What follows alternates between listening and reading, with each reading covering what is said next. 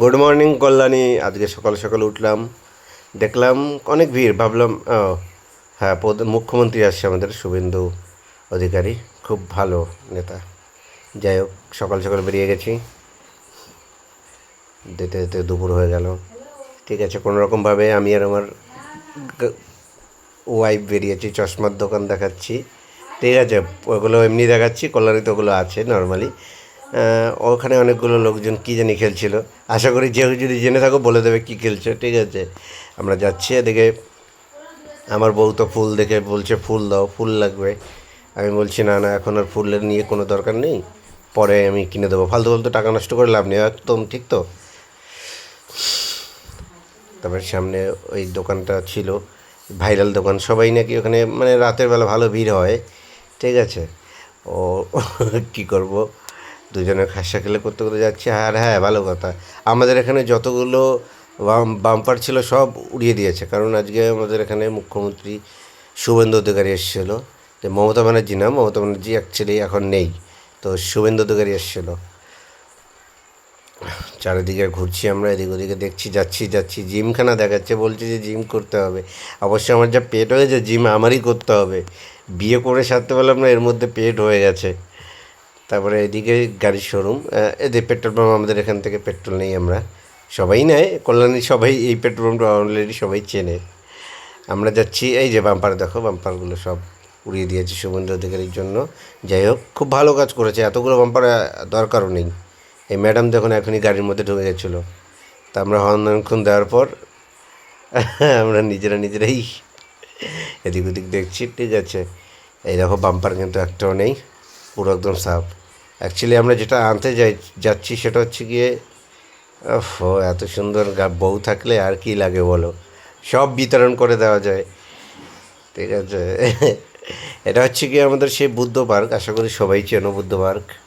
কল্যাণী, বিশেষ করে কল্যাণীর লোকজন তো বুদ্ধ পার্ক চেনেই, আর ওয়েস্ট বেঙ্গলের সবাই মোটামুটি কল্যাণীকে চেনে। আর আমরা যেখানে এসেছি সেটা হচ্ছে গিয়ে মাটন নিতে এসছি। এই যে কাকু বাইরে পেট ফুলিয়ে বসে আছে, বলছে যে সেল হচ্ছে না। আর কুরবানির সময় তো, বৃহস্পতিবার কুরবানি, তো তার জন্য মানে একটু দামটা বেড়ে গেছে আগে থেকে। এখন 900 টাকা চলছে। বললাম দাও 1.5 কিলোর মতন, আর এই কুকুরটা ঘুমাচ্ছিল আর একটু ডিস্টার্ব করলো, কিছু করার নেই, ডিস্টার্ব করে কুকুরটাকে পুরোই করে দিল।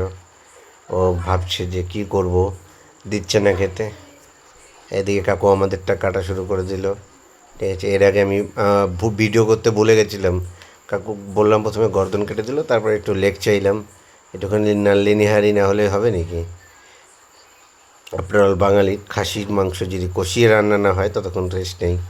তারপর হেভিভাবে কাটে, সুন্দর কাটে, যে খেতেও এখানে সুস্বাদু। একবার কাটার সাইজগুলো দেখে নাও, খুব সুন্দর কাকু কাটে। সবাই এখান থেকেই নেয়, আমাদের কল্যাণীর বেশিরভাগ মানুষ এই বুদ্ধবার থেকেই খাসির মাংস নেয়। তো আমিও নিয়ে নিলাম 1.5 কেজির মতন। ঠিক আছে, এখন যাব বাড়িতে, একদম জমিয়ে রান্না হবে। আর আমার এই গাড়িটা কিনেছি আমি এই শোরুম থেকে। ঠিক আছে, সবাই দেখে নিও শোরুমটা। তো আমরা এখন আমাদের বাড়ির দিকে এগোচ্ছি। তো তার আগে বলছিল যে আমি আইসক্রিম খাবো, অনেক হ্যানা ফ্যানা করেছে। তারপর আমি লাস্টে আইসক্রিমের দোকানে নিয়েই গেলাম। তো সবাই চেরো অরুণ, এখন কোনটা খাবে। প্রথমে বলছিল দামিটা খাবে, আমি বলছি এখন কমাটা খাও, যদি আমাদের ভিডিওটা ভাইরাল হয়, বাট 200-300 কে হয়, তাহলে আমি তোমাকে বড় একটা আইসক্রিম কিনে দেবো। আর হ্যাঁ, বড় একটা আইসক্রিম কিনে দেবো। তো এখন একটা কর্নার দিয়ে কাজ চালিয়ে দিয়েছি। তো আশা করি তোমরা যদি খাওয়াতে চাও আমার বউকে, মানে তোমাদের তোমাদের বৌদিকে, তাহলে তোমরা বেশি বেশি করে শেয়ার করে আমাদের ভিডিওটা ভাইরাল করে দিও। ঠিক আছে, অরুণের দোকান থেকে কোনটা নেবে সেটাই বুঝতে পারছে না। আমি তো একটা বাটি নিয়ে নিয়েছি, তারপরে প্রথমে দুটো নেওয়ার প্ল্যানিং ছিল, তারপরে বললাম একটাই নেব, ওটা খাবে না। ও কর্নাটো নিয়েছে, আমি আগেই বলে দিয়েছি, কারণ বাইরের সাউন্ড অনেকটা ভালো লাগছিল না, তাই আমরা নিজেরা বাড়িতে বসে আমি একাই শুয়ে শুয়ে সাউন্ড দিচ্ছি। আশা করি ভুল হলে ক্ষমা করে দিও, কারণ আর আইসক্রিমটা যা খেতে ছিল না, উফ, ওরটা থেকে আমারটা ব্যাপক ছিল। চকলেট পুরো ভরা, পুরো ফুল টু চকলেট। আর এর মধ্যে যেটা কিনেছে শুধু নামেই চকলেট, অতটা ভালো লাগলো না, তবে আমার যে বাটি আইসক্রিমটা ওটা বেস্ট লাগলো। তোমরা একটু ট্রাই করতে পারো। আমি তো পুরো সাফ করে দিয়েছি খেয়ে। অরুণ ও বলছিল খারাপ, আমি বলেছি এটাই বেস্ট। চকলেট পুরো পরিপূর্ণ। আমাকে বাদাম খেতে দিয়েছিল, আমি একটু ওখান থেকে নিয়ে কেটে বাদাম খেয়েছিলাম, ভেবেছিলাম আমি সব খেয়ে নেব। তো খাওয়াটা শেষ করে দিল। এখন আমরা যাব এই যে প্যান্ডেলমস কল্যাণীতেও আছে, আর এই যে আমাদের কল্যাণী ঘোষপাড়া, খুব ভিড় হয় এখানে রাতে, বিশেষ করে চায়ের চর্চা ওটা বেশি হয়। তো ইউনিভার্সিটি ছিল ডান দিকে, আমরা এখন মানে ভিডিওটা শেষ করার দিকে চলে যাব। তো তাদের মধ্যে একটাই কথা যে সবাই ভালো থেকো, সুস্থ থেকো। আর এটা হচ্ছে আমাদের কল্যাণী এনসিসি আর্মি ক্যাম্পও বললে চলে। আমরা ধীরে ধীরে এগোচ্ছি বাড়ির দিকে। এখন মটনটা রান্না হবে। ও হ্যাঁ, মটনটা যেই কারণে নেওয়া, আমার একটা ছোট শালি আসছে, ওটা অ্যাকচুয়ালি তো আমার শালি না, বড় দিদি হয়, কারণ সঙ্গীতার ওটা হচ্ছে গিয়ে দিদি।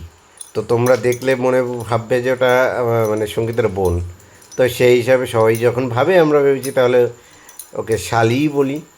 আর আমরা তার মধ্যে একটা জিনিস কী বলো তো, আমরা বাড়ি যাওয়ার পথে না একটু ভিডিও করতে গলিয়ে ফেলেছি।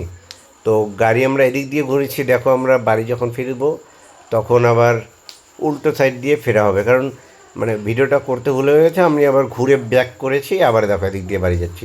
প্রথমে এসেছিলাম ওই দিক দিয়ে, এখন আবার ঘুরে এদিক দিয়ে এসেছি, এই বাড়িতে এলাম। এটা আমার বাড়ি, ছোট্টর উপর বাড়ি, বেশি বড় বাড়ি নয়। তবে এই যে আমার বউ, এখন মাংসটা দেবো।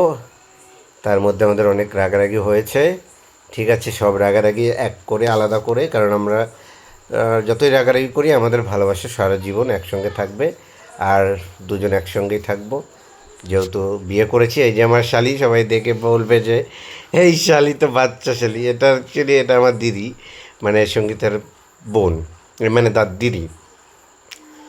তো আমি বলছি ভিডিও করতে হবে না, এখন গুড নাইট বলে ফেলো, ঠিক আছে?